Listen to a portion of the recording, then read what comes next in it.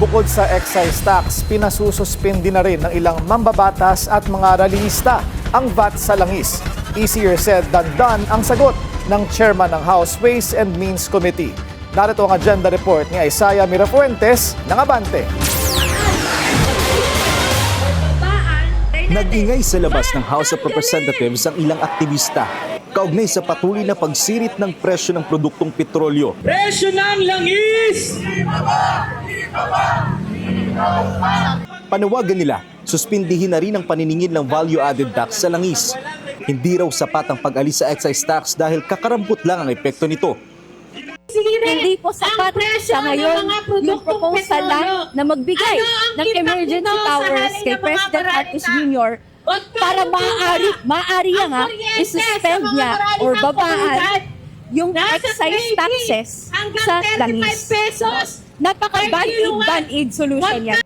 Pero para kay House Ways and Means Committee Chair Miro Kimbo, malabong mangyari na maging ang VAT ay mabuwag din.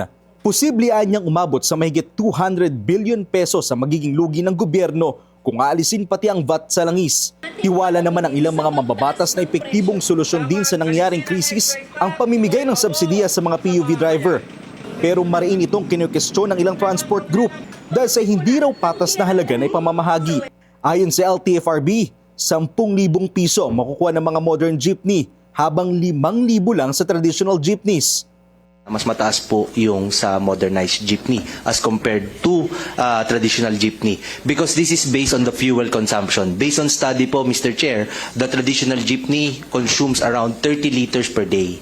Ang modernized po kasi, although fuel efficient siya, of course may aircon po at mas malaki po yung makina and it consumes around 50 liters per day. Ayon naman sa mga transport group, aabot na sa 200 hanggang 500 pesos ang nawawalang kita ng mga tsuper dahil sa taas ng presyo ng krudo. Pag-iisipan na lang to amend all the regulation law. Kung kailangan gawin yun, gawin na natin. So, if the private sector thinks that it can help cushion the impact, talakayin na. I-prioritize na ng Pangulo, padala sa amin. Pag-usapan na namin.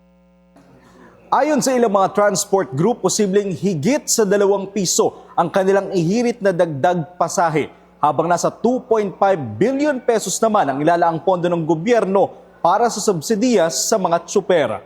Para sa agenda, Isaiah Mirafuentes, Abante.